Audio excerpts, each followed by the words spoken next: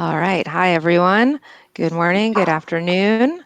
Welcome to Building a Subscription Practice. My name is Lauren Amanda. I'm the National Sales Director here at Alt Legal. Quick note before we jump in. As you noticed before, with respect to chat and Q&A, you're welcome to use the chat on whichever platform you're working with to talk with fellow attendees. For any questions or comments to the presenter, just to make sure we can identify everything, try to use @presenter. We'll make sure everything comes to the forefront and we'll see them. This session is being brought to you by our generous sponsor, Gravity Legal. And now I'm happy to introduce our panel of speakers.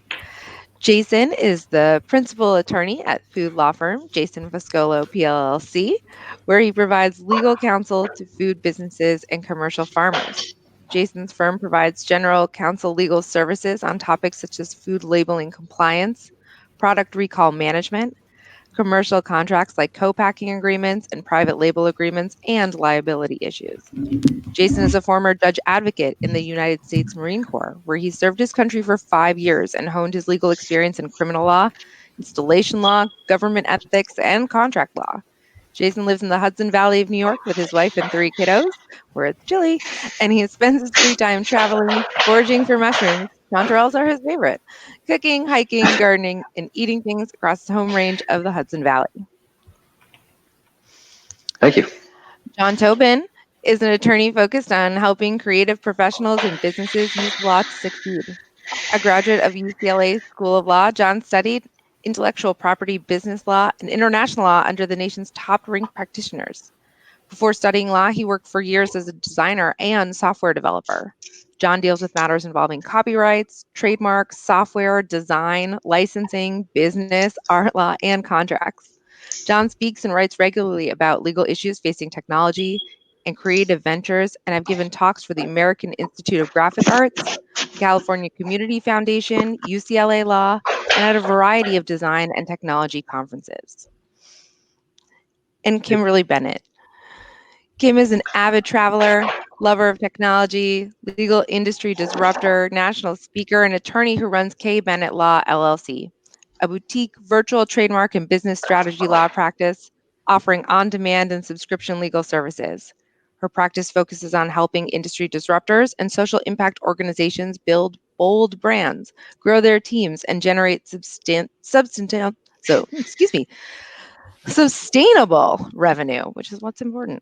In addition to managing her law firm, Kim is passionate about moving the legal industry forward and teaching lawyers how to apply business principles to create innovative and modern law practices. Kim hosts a weekly live show, Watch Us Lead, and coaches service professionals on how to add subscription services to their businesses.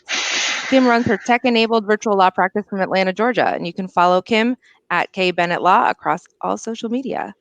And with that, I'm going to kick it off to all of you guys. If there's anything you need, I'll be here. I can pop right back in. But take it away. Cool. Thank you. Thank you. Thank you. Awesome. So I'm super excited to be here talking to you guys about building a subscription practice with 2 other amazing professionals in the field that have been doing it as well. I think it's really important as we approach today's conversation to let you know how we like to do this. We want this to be very conversational. We want you guys to ask questions, push back on us as well. We want to hear what your thoughts are. Between all of us, we've been practicing anywhere from 10 to 3 years of doing these different models, and it's working.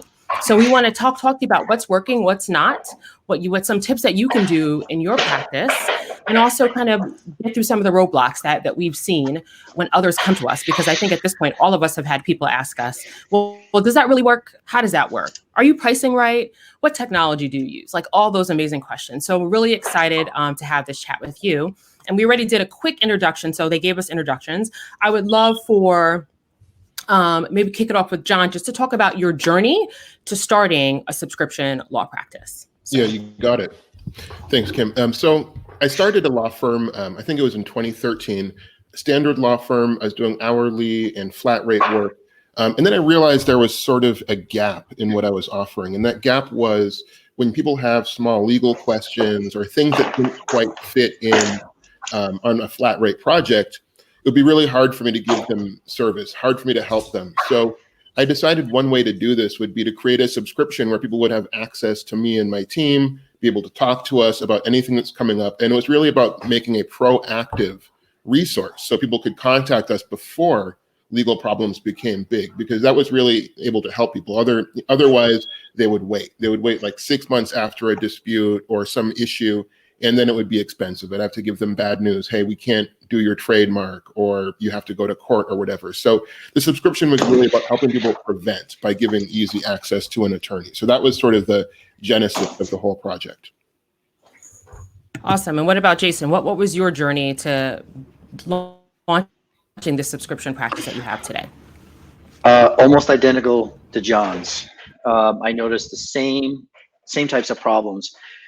In my practice, I have something of like a subscription tailwind in the food industry. There are lots of points of connection that I need. Just like Jon mentioned, lots of opportunities for me to engage with the client, but they're not monumental, they're incremental. I noticed that same pattern with me. People would not engage because there was an hourly barrier or something like that. What I was missing was I had that same series of gaps. They didn't have access to me. They didn't feel comfortable using me, leveraging me, and small problems that are very easily mitigated, easily managed by a 15 or 20-minute conversation with me and maybe one small document would metastasize into bigger issues. That was what it was. My practice gives me a lot of opportunities to engage with the client, regulatory stuff, commercial stuff, IP stuff. And unless I realized a couple years in that unless I did something to close that gap, they would continue to use me as a resource of last resort rather than plugging me into the business on a weekly or at least daily, at least weekly basis, but hopefully daily.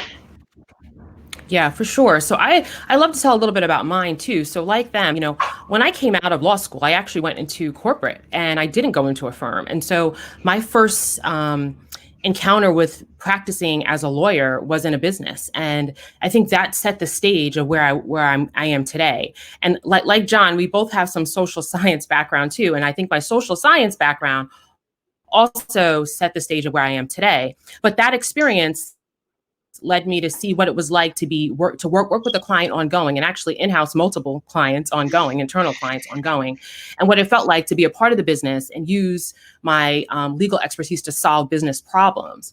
And so fast forward, I came out in 2007, market was great, market crashed.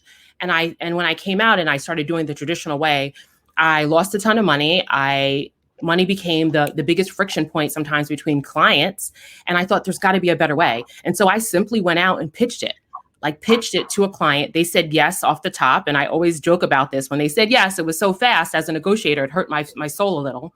But it was a really amazing process to go from, hey, I'm inconsistently paid to I'm getting paid consistently and I'm building a relationship and I'm learning a lot more about what my client needs by being a part of the conversations that maybe I would have been left out of if I kept the older model. So I love that our journeys have all kind of had similar, takes and really wanting to build this relationship with our clients and maybe show up differently. So one of the things that we get as those doing subscription businesses is a lot of pushback just generally on, does this actually work? Right? How does this work? Are you getting overwhelmed? So I would love to get just at the outset, maybe one or two things that you were surprised about that worked when you started doing your subscriptions, when you first kicked off. So Jason or Jon, whichever one you guys can kick off with that question. Maybe Jason, let's go with you this time first. One or two things. Sure. So I needed a way to incentivize the client to talk to me. Like I said, I needed the opportunity to give them incremental advice. And part of my plan is that you get, I call them casual interactions. They're actually complementary. Everyone in one of my subscription plans, no matter if they're in like a 2, 4, or 6 hour sort of fixed plan, they get the ability to basically bother me as much as they want to. And if the engagement doesn't take me more than 15 minutes or so to handle, digest, whatever, I don't charge their, kind of prepaid block of time with me. And the one or two lawyers that I passed that in front of, they were both like, the 6-minute increment types. They thought that the clients were going to beat me over the head with that free time. And it turns out that was completely the opposite. Their time is more valuable to them than it is, to me. I'm an affable guy. I have good jokes.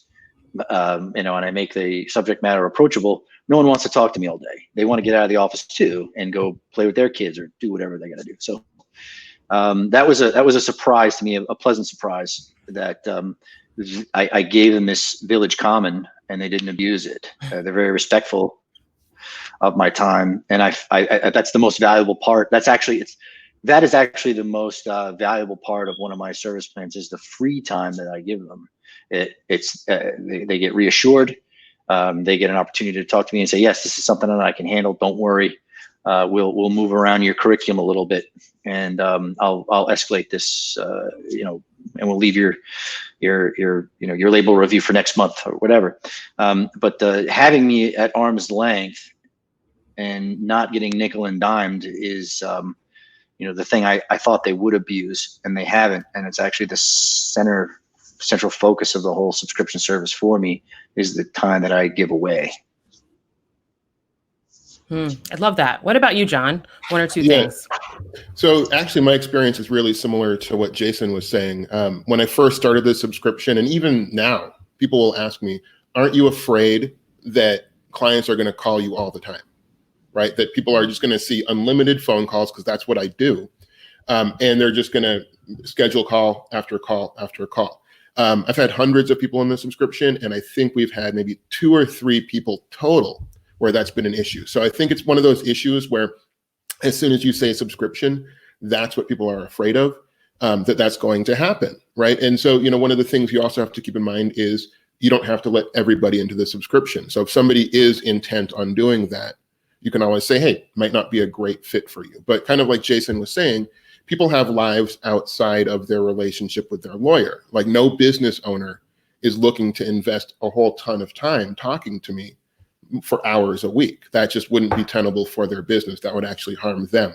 So it doesn't happen. Like in fact, one of the things, and maybe we'll get into this later, that actually is more of a concern for me is how do I get the clients to use the subscription more, right? How do I get them more value? So that's actually like probably 10 times a concern as would be, is someone going to call me too much?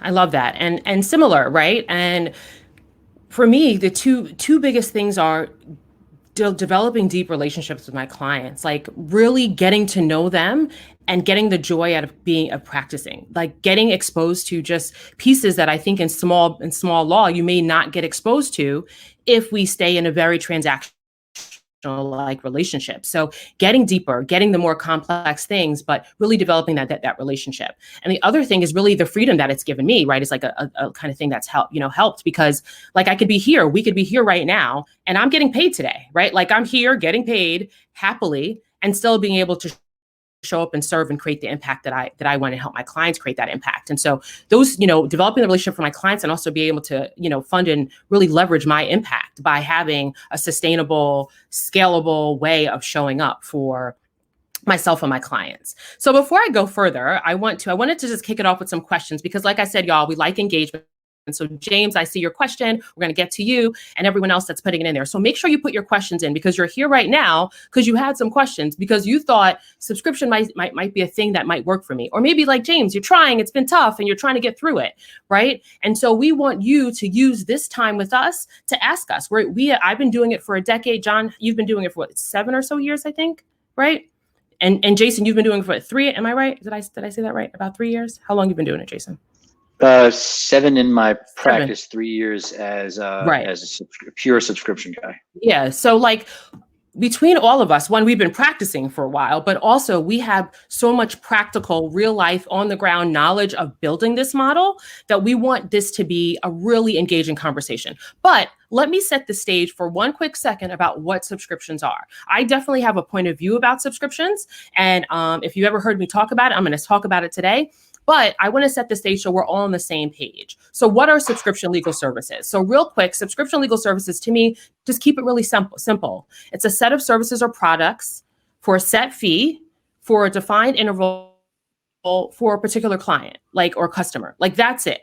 Don't make it too big. Don't make it something that's overly complicated. Now, how you package and you price, you will iterate over time. But at its core, it's just a set of services and products for a set fee for a defined interval for a defined client or a customer, right? That's at its core what it is. So let me know in the chat, and I'm trying to follow the chat and this at the same time. So let me know in the chat if that makes sense to you, if that is something that makes sense, or if it doesn't. And if it doesn't, push back, because we want to make sure, like I said, you're getting the most out of this conversation today, and that you can go back and take some specific actions in your business after leaving this conversation to move your businesses forward. So anything that I left out, John or Jason, about my definition about subscriptions that you guys would like to add?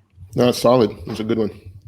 Yeah, just good. Keep it simple, y'all, right? A really simple kind of way of thinking about it. So I want to jump into one quick question now, and I'll go through. We have questions that we're gonna cover, but we want to make sure we get to yours.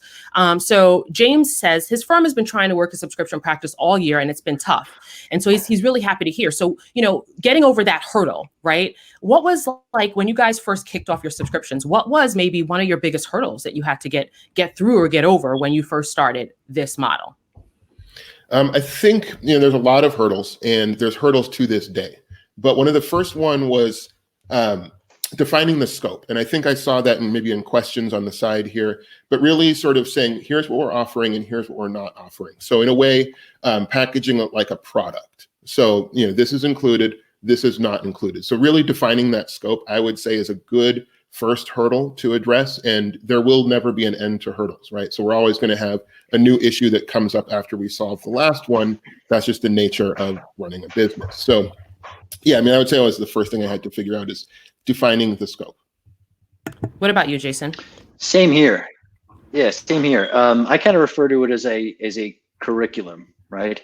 There's a couple core areas that I do business in. So number one is the regulatory area. There's a lot of food regulation promulgated by a federal authority, the FDA. Oh no, I think sorry about that. Oh, no worries. No, I'm here. My phone cut out. My phone butted into my Bluetooth. I forgot to shut it off. So anyway, where the heck was I? All right, my core areas. There's a regulatory piece, rules promulgated by the FDA. I've got to interpret those. I've got to take those rules and I've got to inject them into everyday commercial agreements. And we do a lot of co-packing and private labeling, which is just basically food-specific third-party manufacturing agreements. And then I have the trademark stuff, the corporate stuff, the bread and butter stuff of any law practice. One of my first things that I had to do was actually think about how I could articulate those services, how they were important to my core constituents, and most importantly, talk about how they were related to the client, right? So I actually had to write that stuff down, and you can kind of see that on my website. I took great pains to not just describe what I do, but describe how, for example, a federal food regulation could impact a commercial agreement that you were getting into. You could go to any other lawyer to do one of those circles in the Venn diagram, but you're actually paying me because those two circles overlap. I'm standing in the middle, and I could coordinate those two seemingly disparate activities. I can put them under one roof. So first I had to articulate that and point out the places where I had that dual use. And then I had to actually train the client. I had to put them through a 1 hour or so, kind of a shallow dive on what my capabilities were and when to call me.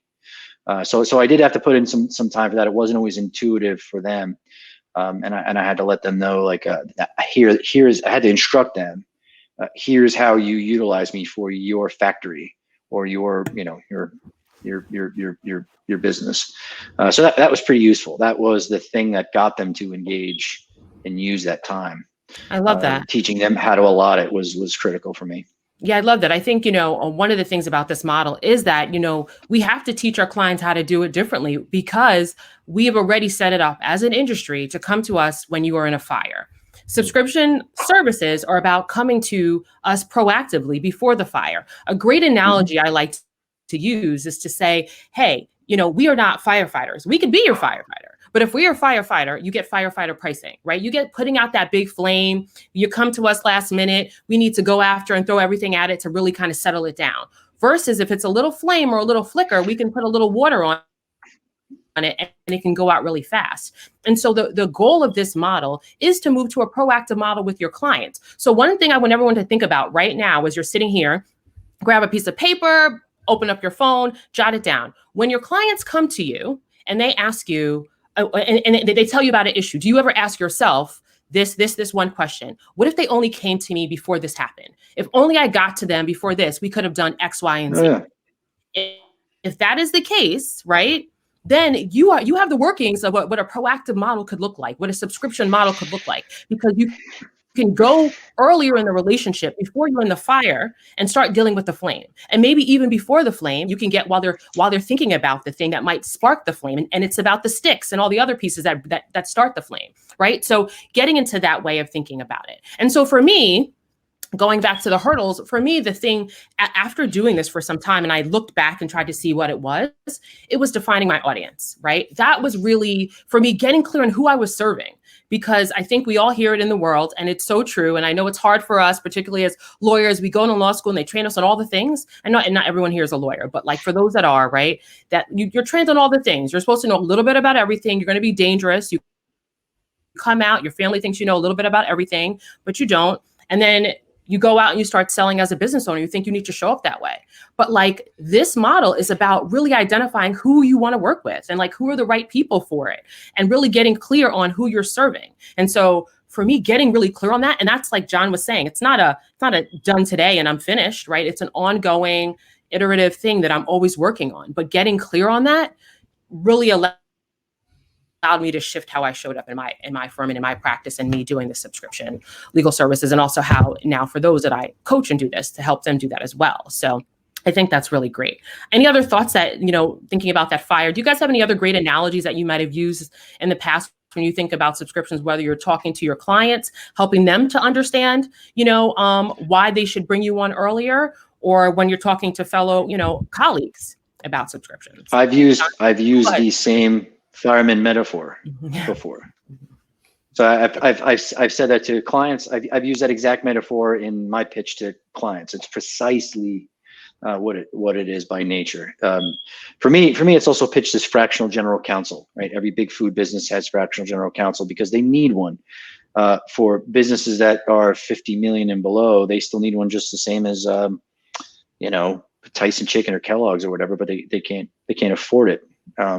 This is exactly, here I come with this plan where I know the laws are going to affect you. They're going to cause fires, and I'm here to be assistance to you in these little incremental ways to keep the boogeyman away, keep the fires down. Exactly how I pitch it, precisely. Yeah, and an analogy that I've found helpful in explaining it to people is that of a general practitioner. So a general practitioner as in a doctor. So, you come to your doctor maybe early on or get regular checkups. That's what I encourage. But then even going beyond that, like what are things that maybe if you were going to your doctor and asking, what can I do to eat healthier? How can I get better sleep? What are these things I can do to prevent needing to go to the emergency room or preventing some sort of chronic condition from developing, right? So we want to get to that before it occurs. And so, yes, there are situations where we can't prevent these things, just like in life and with health. But, if there are things we can do, if there's interventions we can make early, let's do that. That's sort of how I pitch it to the client. I love that. So we gave you guys, if you're thinking about doing this and you're like, well, how do I talk to my clients? Here are two great analogies that you can use that are so relevant and so realistic and so just like an everyday piece of knowledge that people can relate to when you're thinking about how do I transition my clients? How do I get them to see the value of moving to a model that is proactive, that's process, and tech driven, right? That's client centered, but not forgetting you in the process, right? Designed for you to show up as well, right? And gives you that, sustainable, scalable revenue that builds over time. Right. So I want to take a moment now that we've kind of chatted through that to go a little deeper into our individual models, because if you hear the conversations, there's slight variations on it. Right. And we might show up differently. I talk a lot about fires because also because of my pricing, and I show up as a fractional in-house counsel for my clients, whereas Jon's model is a little bit different. And so I would like to talk a little bit pricing, not going into the weeds because like that would take us the rest of the time, y'all, but to talk a little bit about it and like how our models kind of differ. So I'll start with mine. So let me give this as a quick overview. The way I define models for subscription services, I break them out into 3 levels to give you some really clear understanding of the different levels. So level 1 is like a lead subscription, right? And there's nothing, every subscription has the 7-figure and beyond capability. So I want us to unlock our thoughts that you can't grow these huge practices, these very profitable practices, but I'm going to give you some thoughts around this. So first level, lead. And to me, that's everything, and this is how I define it, everything under $500 a month is a lead subscription for service-based professionals. I'm not talking about getting a box, doing Netflix, although those are great, and I love a Netflix as an example.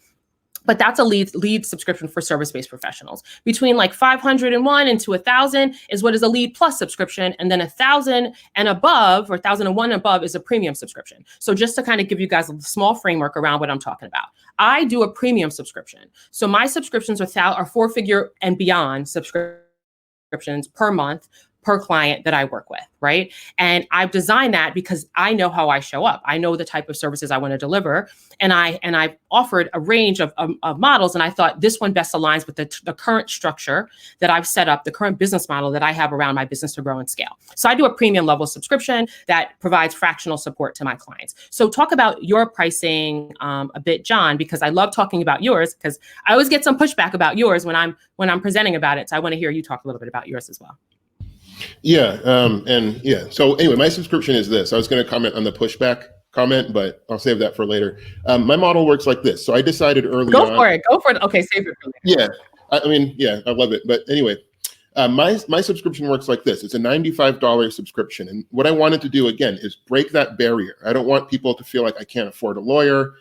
If you're in business and all my clients are business owners, you should be able to afford $95. That was my theory. And then I worked backwards and I'm like, what can I include for $95? So sometimes people hear $95, how do you do that? Not everything's included. So I want to be very clear, and it's on my site. My clients get it. But a lot of attorneys will ask, well, what if you have to go to court? I don't go to court. I never will. So that's not a thing that's going to happen. It's not included in the subscription. So again, defining the scope.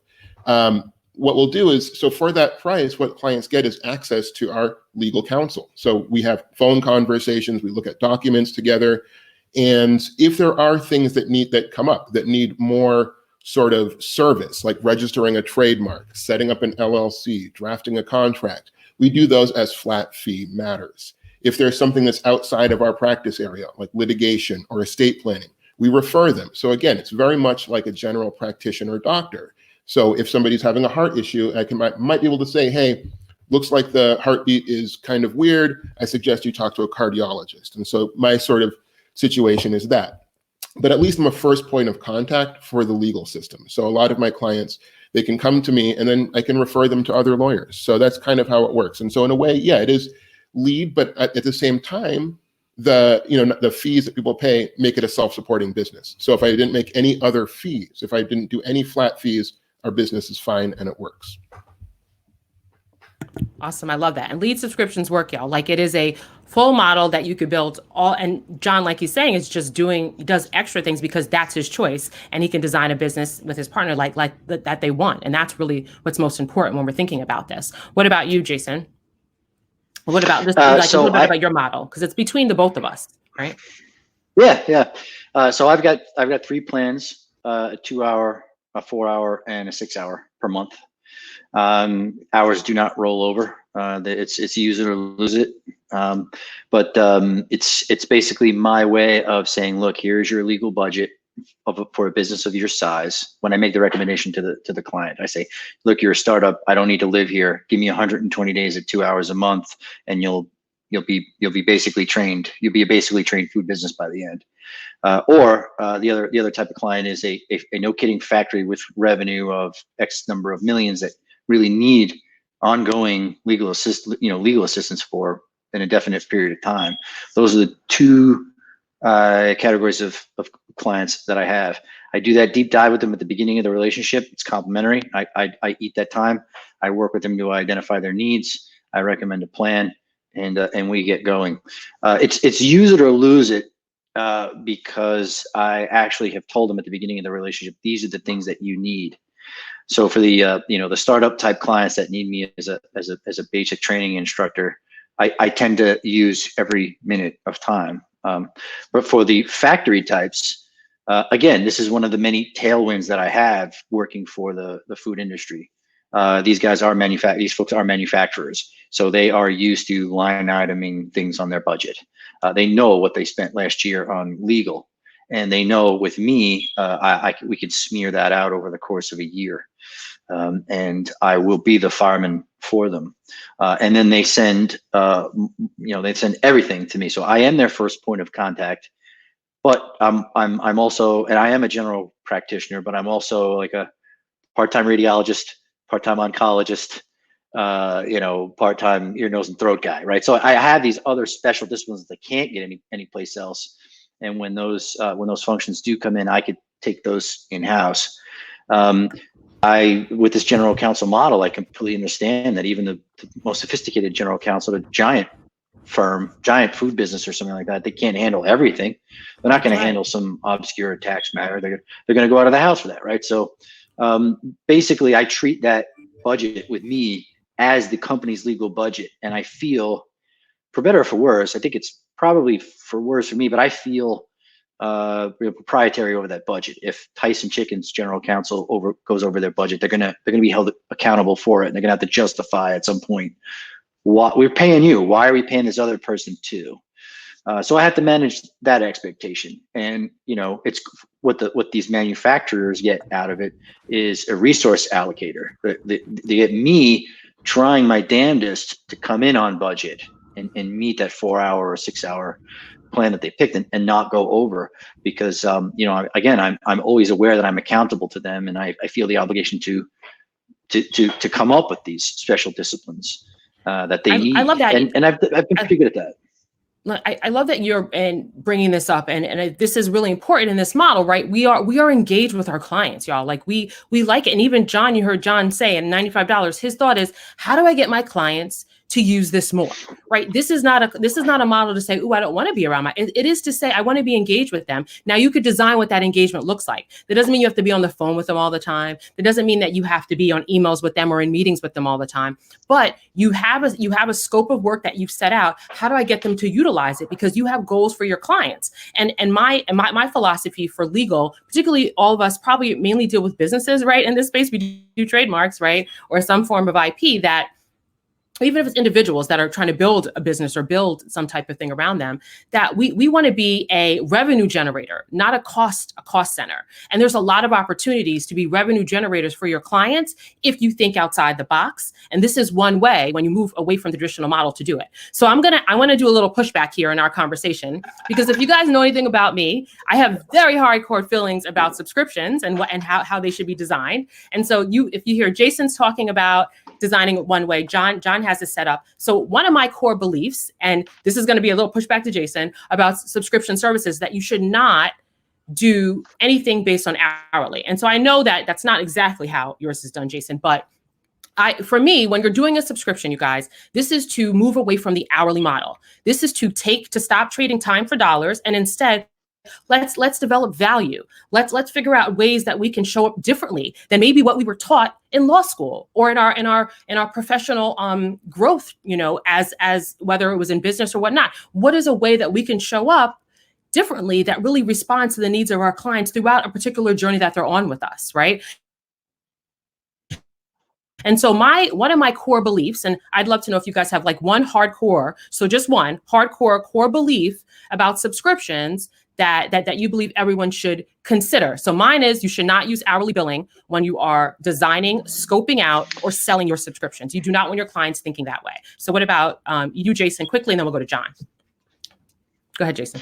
I could see that point, and I received the same advice that you're giving me now from another firm who also does hourly. There's an employment law firm out here that I just dialogued with about this at one point, and they said exactly what you said. You take the subscription fee, you enter your time into Clio, and then you do your own back of the envelope math every month and go, it turns out that they're paying us this flat fee. They're not engaging us deeply. We're actually making a lot of money per hour, quote unquote, per hour with these folks.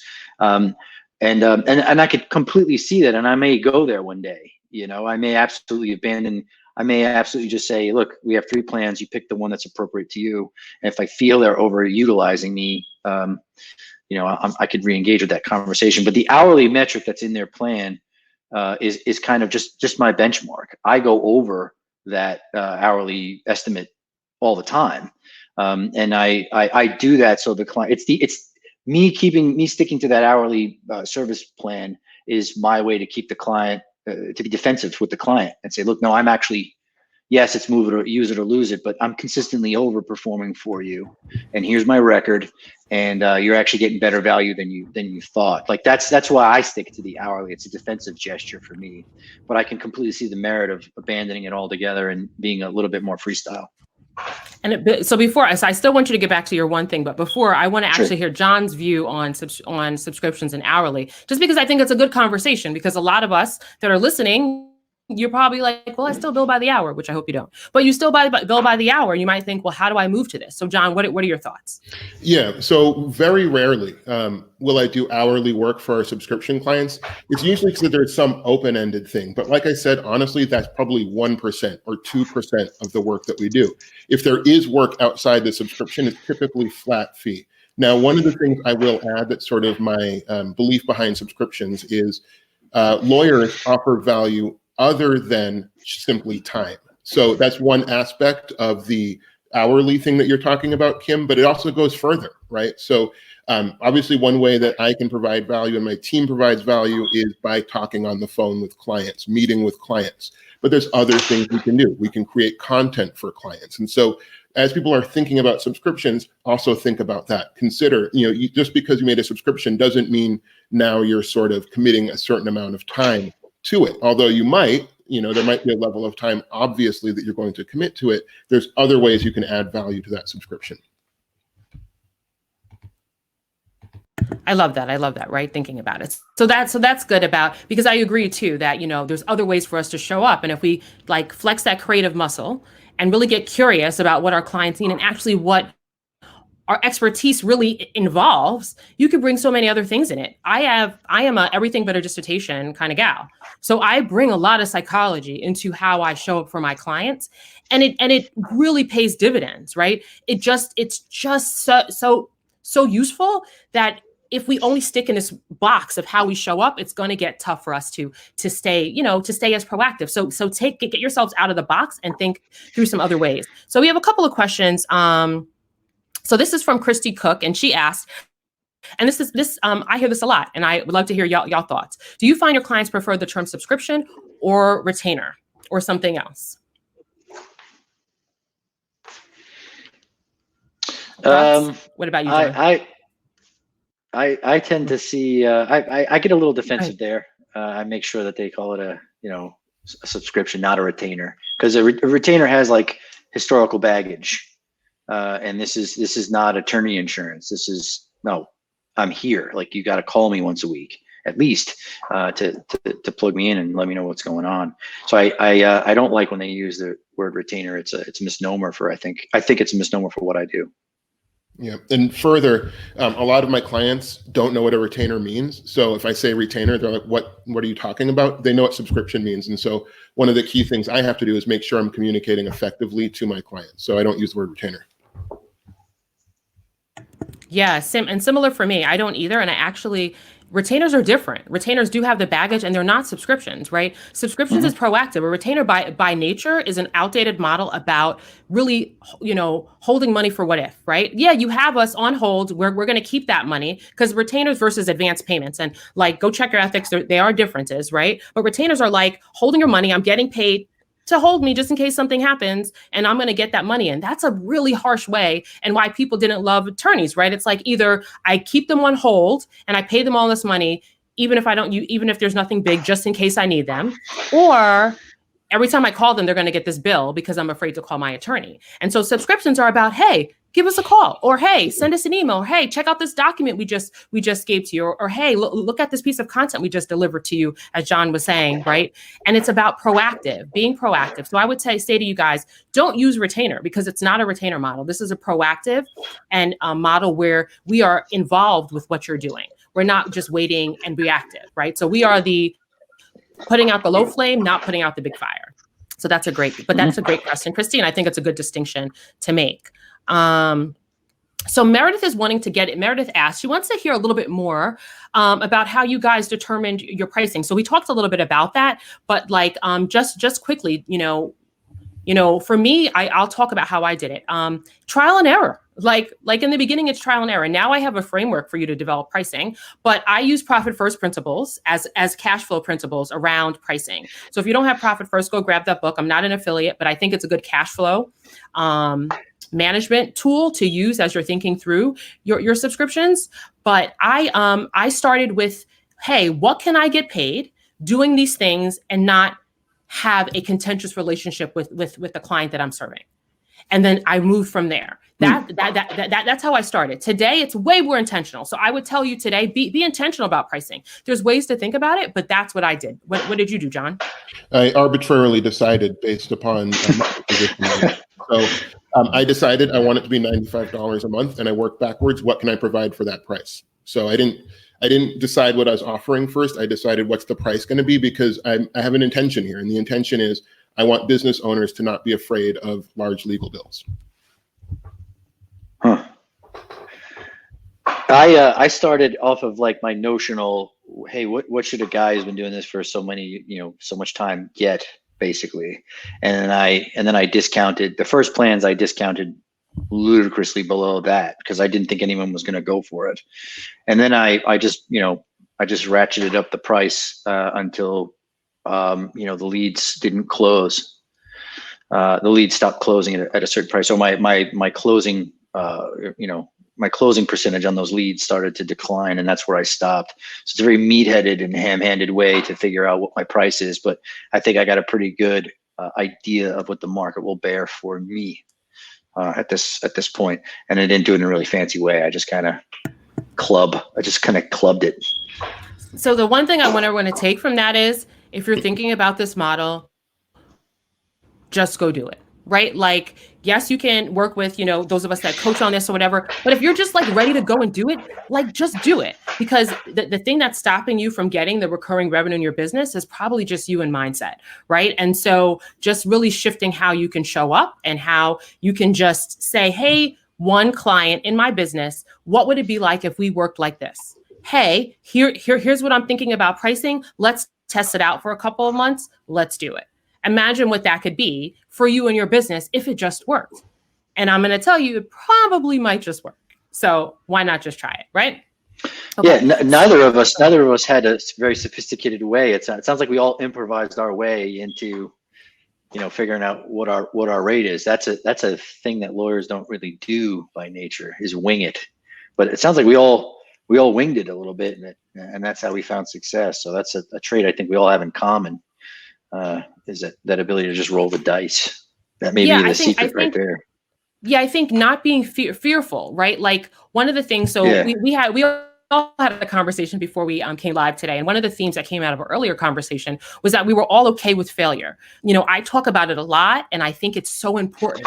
And as those of us that are trained in looking through issue spotting, seeing all the necessary what a word I'm trying to think about, all the ways something can impact you, going against that and just kind of stepping into it and saying, hey, I might fail, but in that I'm learning is a way that all of us have showed up for our businesses that allow us to really now sit here and talk to you about successful subscription businesses. So, for me, failure is really key to like embracing it and accepting it and understanding what it means to you. So for you guys, what does it mean to like fail in your business, and like how does that show up day in, day out? Yeah.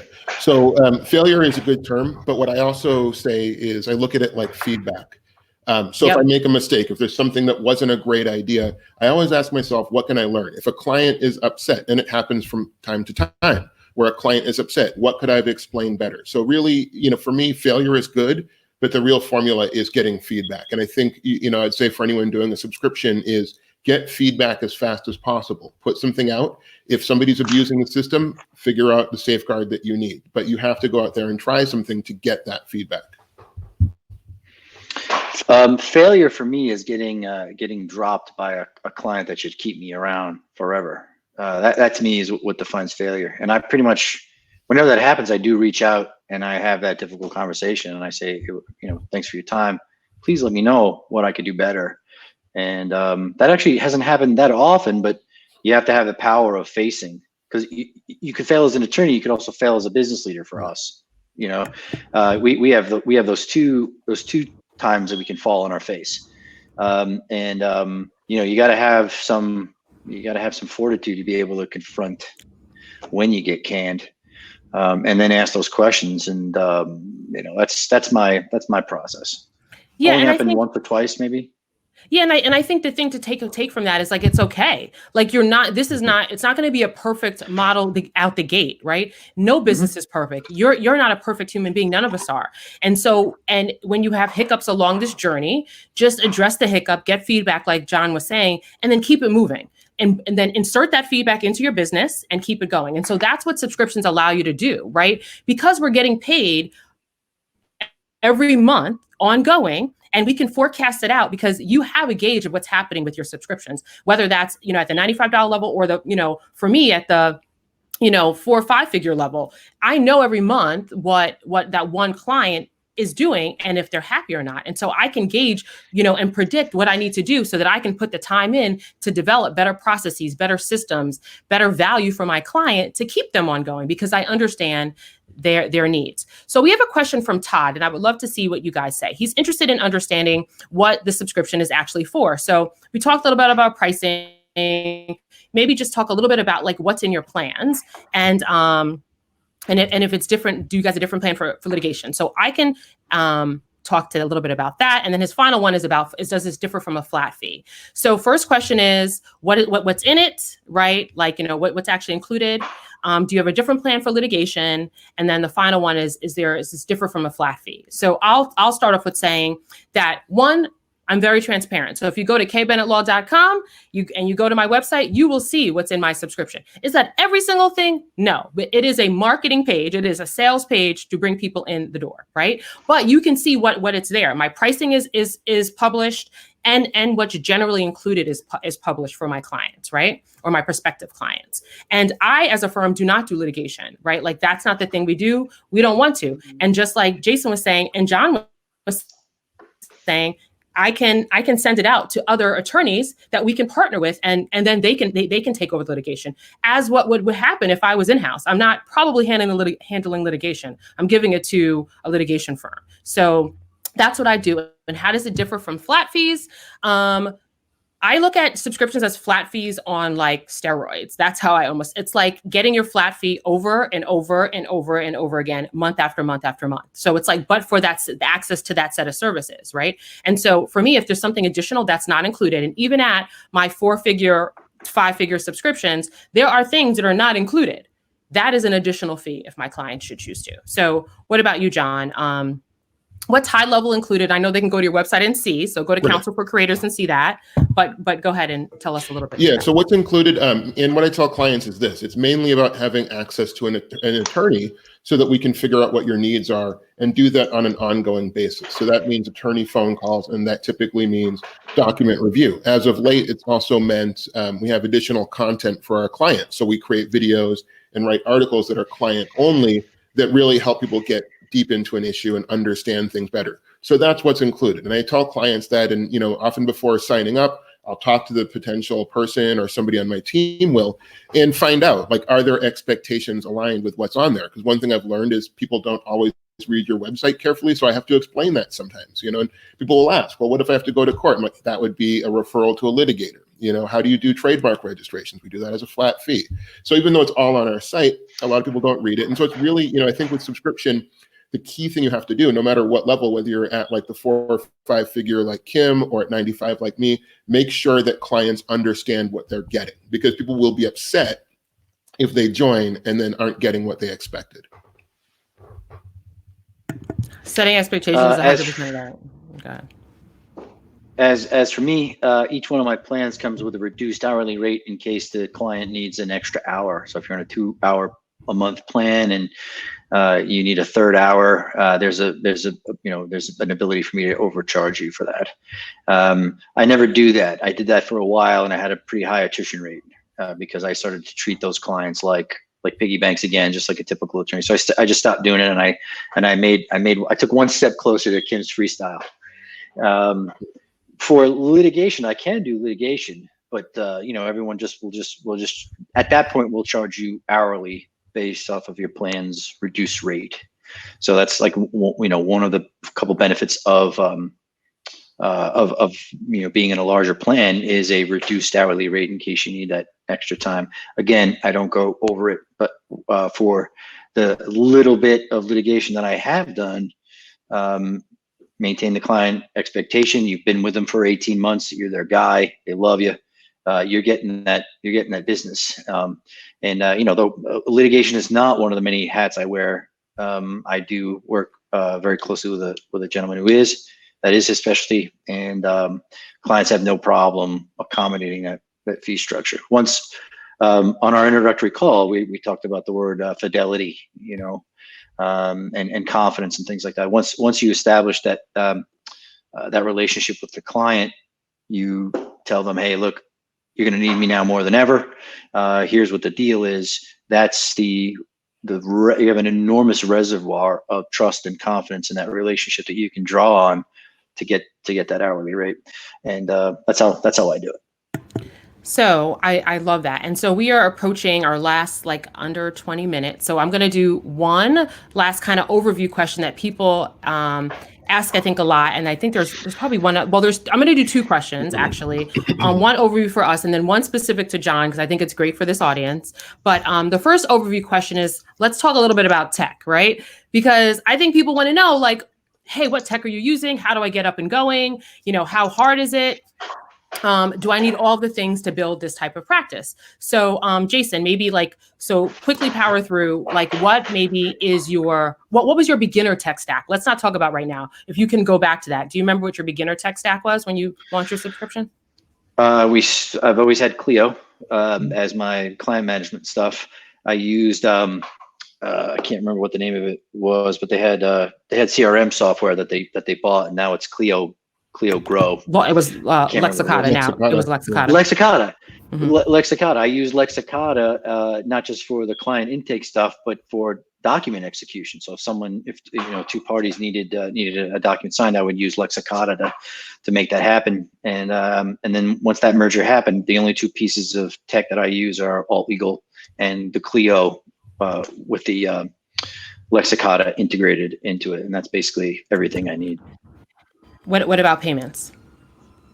Payments. I use because I don't need to use LawPay or some legal specific payment processor, because this isn't retainer money, right? We worked that out ethically, where this is, fees are due upon receipt. Fees are earned upon receipt.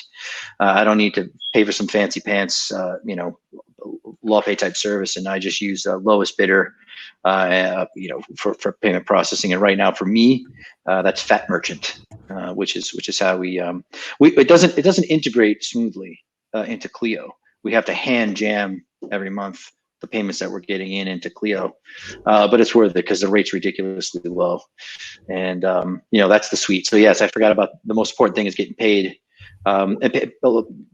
Good thing about Fat Merchants is that it actually supports subscriptions, no problem. It's automated. We can put in a monthly recurring, and it goes until the end of time. Awesome. What about you, Jon? Yeah, so the basic technology would be a recurring payment processor. So For me, that's Recurly. You can use anything. There's a lot of choices. And so that really hooks up to your payment system. So like Stripe, or I don't know what the other ones are, but you basically need that to sort of say, hey, here's who's paid on time, and it bills people automatically. That's, I think, the core that you can build anything on top of that.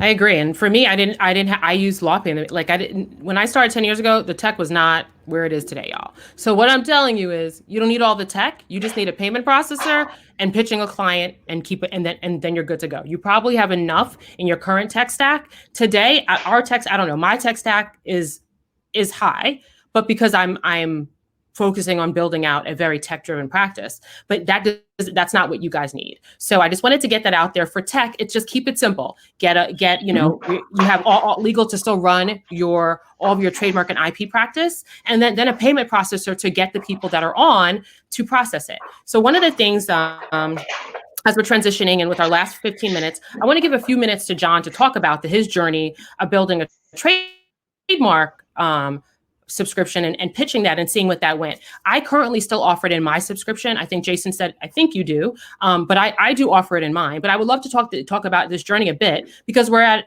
Alt Legal, right? And we want to understand what works and sometimes maybe what doesn't. So Jon, tell us a little bit about you pitching that and what that was like. Yeah, so what Kim's referring to, at one point, I said, okay, the subscription model is working really well for general purpose things, right? So what we're talking about right now, that's worked. What didn't work, for me at least, and it might work for somebody else, is doing a trademark registration on subscription. So if you think about it, what that actually kind of means is it's almost having someone do a trademark on a payment plan, right? So if, let's just say your price was $100 a month to go through the trademark process or whatever it is, pick a number.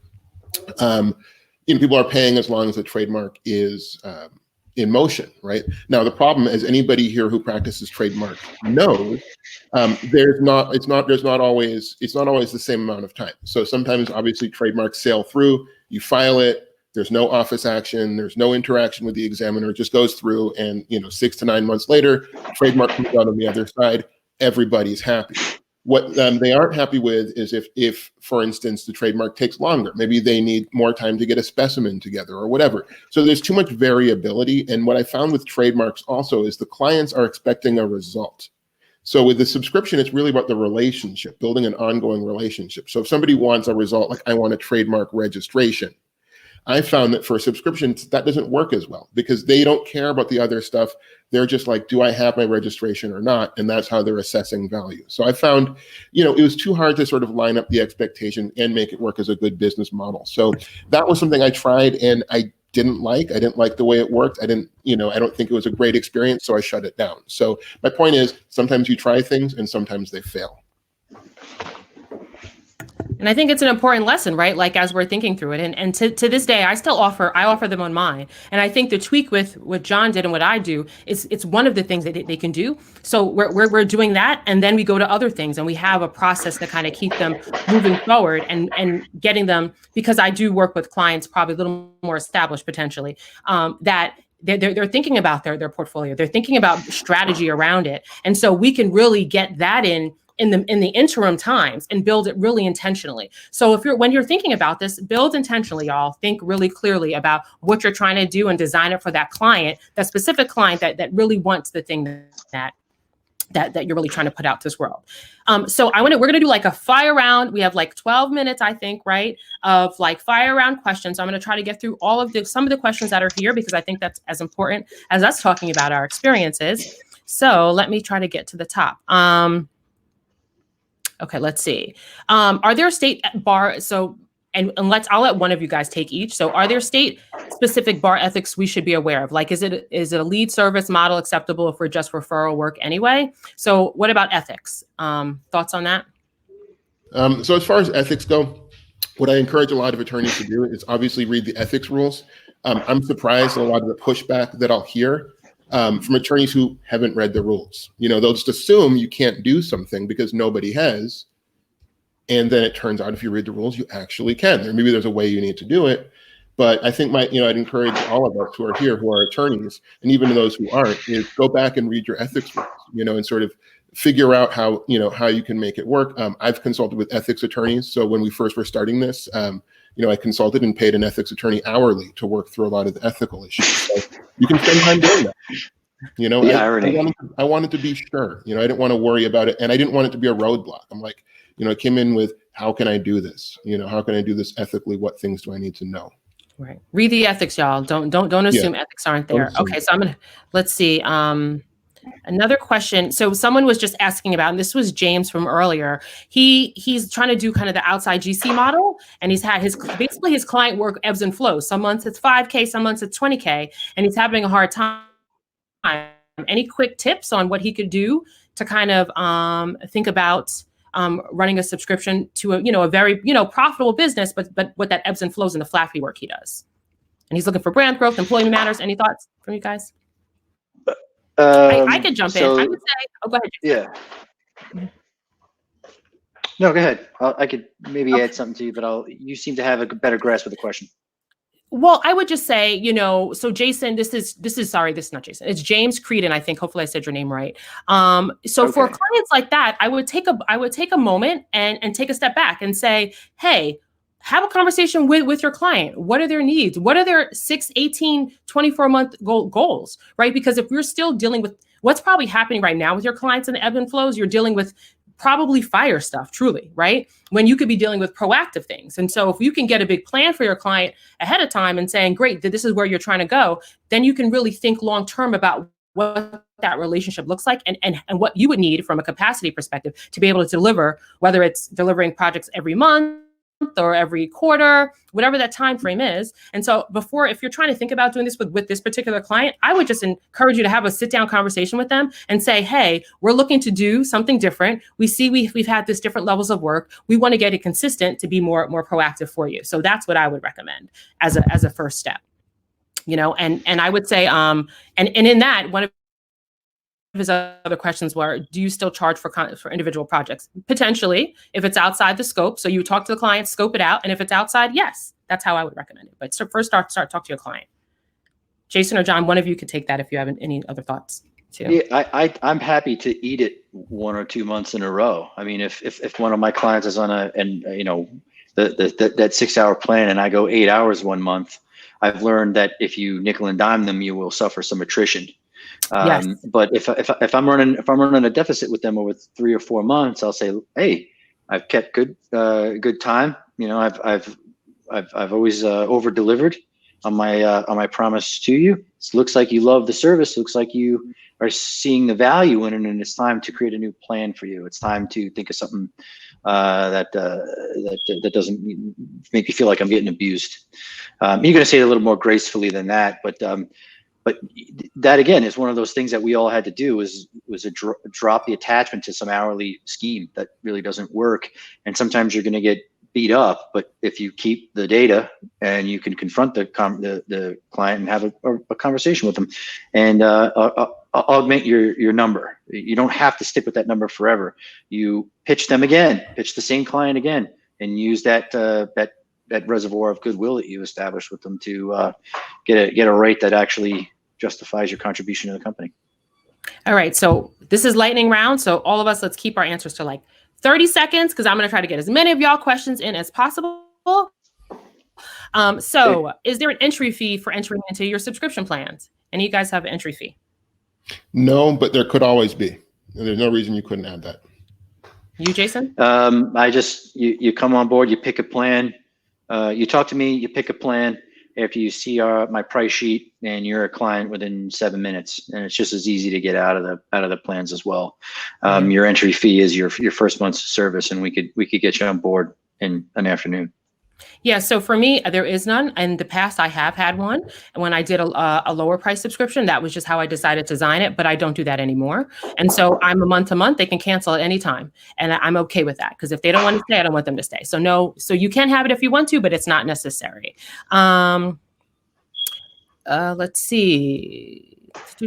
How do you handle, and this is from Uwe, I'm not sure, hopefully I said your name right. How do you handle data migration of new clients? Is there a startup fee? So when you're bringing on new clients, if I understand that, like I'm not sure what data am I going to grab from the old client. I'm probably starting off and I do my own, like, hey, how do we start off? Let me get a baseline and then I move forward. So I'm not necessarily gathering my client's data because that's not my goal. In my world, I might help my client organize what's happening in the background, but I'm not necessarily bringing that into my firm. What about you guys?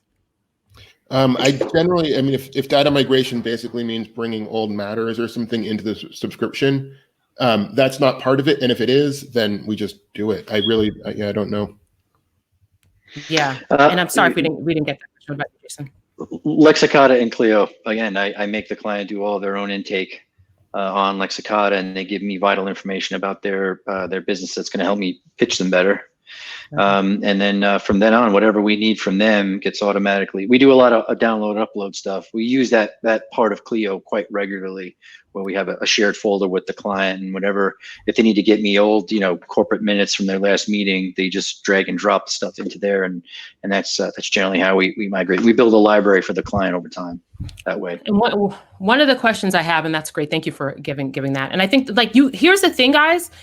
If you start, you will learn more of what your clients need, right? You'll start, the power and the amazing part about recurring revenue is it gives you the space to be creative and to be curious so that you can go back and say, this would serve not just this one client that asked me this question, 100 of my clients that asked me something similar, and let me design that one thing for 100 people to use or 100 businesses to use. And so I heard of someone ask a question, can it be for individuals and businesses? Yep, works for both, right?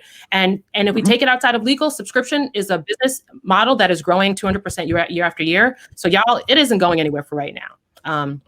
I'm seeing this across a couple of questions. So really quick, what do you guys think about people that, the fear of someone abusing your time? You're abusing the subscription. How do you address that? And what are your quick thoughts? Again, 30 seconds because we're powering through the last 4 minutes. Go. Got it. Yeah. So, so the key thing is first of all, it rarely happens, right? So this is a concern I hear a lot. In terms of how many times it's happened to me, I could count on one hand how many times someone has abused. And I've had hundreds of people join the subscription. So it's not a huge concern. But if it was, and in those cases, I sort of explain like what the value of the subscription is, right? So it's not the quantity of time, but rather the quality of time. And that's what we're trying to get to. And if someone was really intent on, sort of seeing what the boundary is, we can kick them out. There's no reason we have to keep someone in the subscription. So if somebody was like that, I'd be like, hey, this is not a great fit for you. Maybe you can find another way to get your legal needs met. I've had the same exact experiences. It's happened. It was a major apprehension of mine. I'm shocked by how little it happened. And whenever it has happened, I've leveraged my relationship to readjust with the client. And I don't have it. When I was an hourly guy, I used to have hourly billing problems. What is this? How could you do this to me? I'm like, it was just 3 hours over a 2-hour project. Come on, big deal. Don't have that anymore. Now that I've set the expectation with everybody in these fixed plans, nobody complains. And when I need to adjust, they are completely amenable because they have a shared history with me of me treating them absolutely right and being accountable for all of my time. So yeah, and I think that's really great because it's so important to see that. Like with subscriptions, y'all, we get paid. So on time, all the time, ahead of time, right? Like that's what that's how this works. And if they don't pay you, they're not a client anymore. You tell them, hey, guess what? You're not a client, and we move forward. So 2 last questions as we wrap up. We're mid-COVID, we're mid-pandemic. How has the pandemic impacted your practice? And I'm gonna keep y'all really tight because I'm gonna cut you off if you go longer than 30 seconds. So go. John, you go first. So first of all, we moved to completely remote. We got rid of our office, so cut our overhead down. What's been kind of cool about the pandemic, I guess if anything is cool about it, is a lot of people are starting businesses. So I think a lot of people are realizing that now is the time to do what they've always wanted to do. And so for whatever reason, that's made everything kind of grow a lot here. So yeah. So in mid-pandemic growth. What about you, Jason? Yeah, I'm the beneficiary of a tailwind because everyone still has to eat. And I actually had to put out ticklers of a different sort this time. Some of my clients were going from 1 tractor trailer load of chicken broth a month to 20 overnight. And that was 2 orders of magnitude of risk higher than they had ever anticipated before, which, I had to break out my uniform commercial code and go to town on a whole new risk area for them. So I don't think I wish I could take credit for it, but it's just the industry that I'm in. People are eating at home and ordering things and all that stuff, All right, and Jason, I haven't been adversely we're gonna affected wrap at you all. up Sure. because Lauren is back, and then we're like, okay, and then I'm gonna tell you mine. I've been pretty stable. I've been stable since COVID. I've lost no clients. I've actually grown my firm. This is we're past our targets for the year, and this is mid pandemic. We are completely virtual.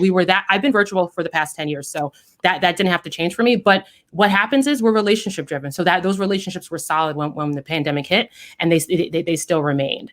And so as we're wrapping up, and I know there's so many questions we did not get to, guys, and we're still here for the rest of the conference, so please reach out to us and connect with us. If we could bring our slide back down, I don't know how to do it. To show kind of the way you can connect with us. So I'm Kim Bennett at K Bennett Law. Jon is Counsel for Creators. Jason is the food law firm. I think before we wrap up, if there's just one tip that you can give them before they go, as they kind of move in this direction, I would love for each of us to do that. So for Jason, what's one tip you can give those that are listening about starting and building a subscription practice? Be bold, give it a shot, and don't be afraid of failure, and it's going to work out. Tremendous fidelity in those relationships that you can build and maintain and take advantage of. Jon? I'll say this: try it, see how it works, get feedback, and don't be afraid to ask for help. I know anybody here would probably help you if you ask them. Just come forward and ask, and we'll probably help you. That's right. And I would say take imperfect action. This is really about getting curious and being creative. And this is the prime time to break free of the old mindsets. And we didn't even get to talk to the conversation about mindsets that we wanted to have for you guys, but shift the outdated mindsets of a very traditional business model and say, what if you could do something different? This is your opportunity to do it. So take imperfect action. Thank you so much for joining us on this amazing talk. You guys were super engaged, so thank you for that. Like I said, we didn't get to all of your questions, so I hope we can virtually meet you throughout this conference. I'm Kim Bennett. It's been a joy moderating. Please, again, find us. You should see the slide up now where you can get me at K Bennett Law, Jon at Counsel for Creators, Jason at the food law firm. And thanks again for having us, Alt Legal. Yeah, Thank you. No, thank you, Kim, Jon, Jason. That was a wonderful, wonderful session. Super informative. As you know, tons of questions left. So really appreciate learning so much about the ins and outs of subscription fees in practice. I hope everybody does reach out to you, network through the system, and kind of get all of those questions answered. Up next at 2:15 p.m. Eastern, we have the wow factor, differentiating yourself and your legal practice, as well as at home and abroad, building and protecting a strong international brand. Go to the schedule page to choose which session to attend and join. Thank you for listening. Thank you so much. We'll see you soon. Really appreciate everybody. Thank you so much. Thanks again. Thank you.